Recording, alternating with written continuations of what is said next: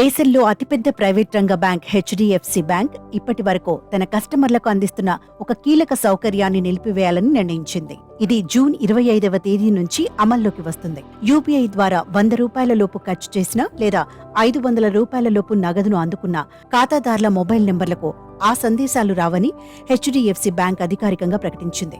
ఈ నిర్ణయం ప్రకారం యూపీఐ ద్వారా ఎవరికైనా 100 కంటే ఎక్కువ పంపినప్పుడు లేదా క్యూఆర్ కోడ్ స్కాన్ చేసి చెల్లించినప్పుడు ఎవరి నుంచైనా 500కు మించి రిసీవ్ చేసుకున్నప్పుడు మాత్రమే ఫోన్ కు సంక్షిప్త సందేశం వస్తుంది.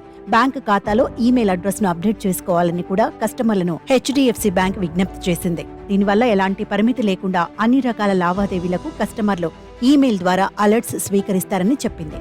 బ్యాంక్ వెల్లడించిన ప్రకారం చిన్న లావాదేవీలపై ఖాతాదారుల నుంచి వచ్చిన ఫీడ్బ్యాక్ మేరకు ఈ నిర్ణయం తీసుకుంది.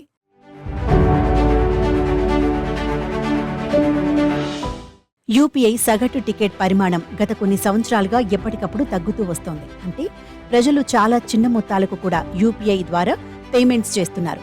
2022-23 సంవత్సరాల మధ్య యూపీఐ సగటు టికెట్ పరిమాణం 8% తగ్గింది. వరల్డ్ లైన్ ఇండియా నివేదిక ప్రకారం ఫోన్పే, గూగుల్ పే, పేటీఎం మన దేశంలో 3 ప్రముఖ యూపీఐ యాప్లు.